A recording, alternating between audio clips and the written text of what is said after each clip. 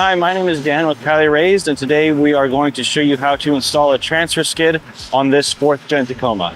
For the transfer skid, what we'll need is 2 plate washers, 2 half-inch snap nuts with 2 wired snap plates, a 3/4 snap nut with a snap plate, 2 half-inch bolts with the washers, 3 3/8 carriage bolts with the associated nuts and washers, 2 longer 3/8 carriage bolts with associated nuts and washers, as well as a 3/8 button head bolt.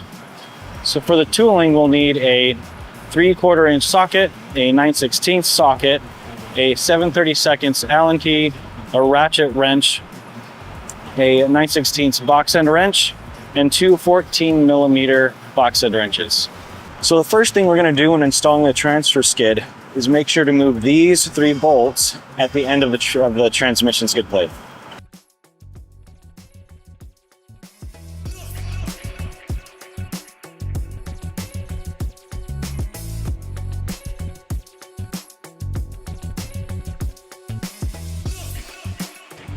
So next we're going to go ahead and install these snap nuts into our snap plates. So this is the hole at which we're going to install our transfer skid support. So just kind of look at it where it goes there. We'll bend it at a 90 and then bend that out like that. So now we'll go ahead and insert it here. And that's all you need to do. On the passenger side, it might be a little more difficult on the short bed if you're installing this because the gas can is right in front of this hole. You can still get it in there. It might just take a little extra effort.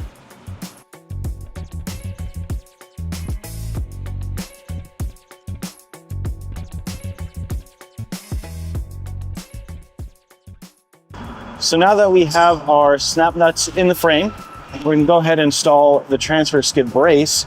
So pay attention as to how I'm holding this, right?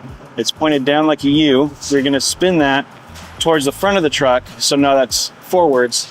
You're gonna line up these holes with the frame where you have those snap nuts in place and just push it in between the frame. So now that the brace is between the frames, we're gonna wanna look underneath to make sure we can get those in line with the nuts that we've just placed in the frame. So go ahead and take your 1/2-inch bolt with the washer on it and lightly start threading it. So you're going to want to hold the snap nut on one end using the wire they put it in with, slightly push up and lightly twist. And there you go, it's locked in there. If you push too hard, you're going to push the snap nut out of the way. You're not going to get it to engage. So lightly thread it in. And then we'll repeat it to the other side. So next we're gonna install our transfer skid by sliding it in between the transmission brace and the transmission skid. Sliding that forward and into place. And now you can install your carriage bolts in the back end. So next we're gonna take the 3 3/8 carriage bolts and install them onto this brace. We're gonna lightly thread the nut onto it. We'll go ahead for this one and this one as well.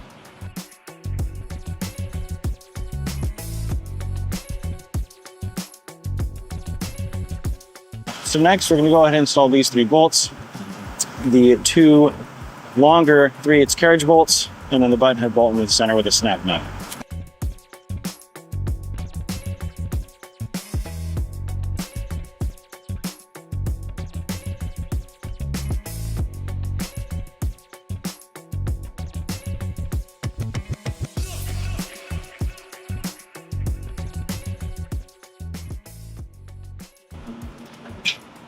So we're going to go ahead and install the 3/8 button head bolt with the 3/8 snap nut into place.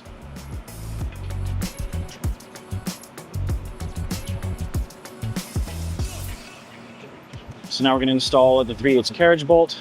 Be sure to line up the transfer and the transmission plate so that the holes are clear.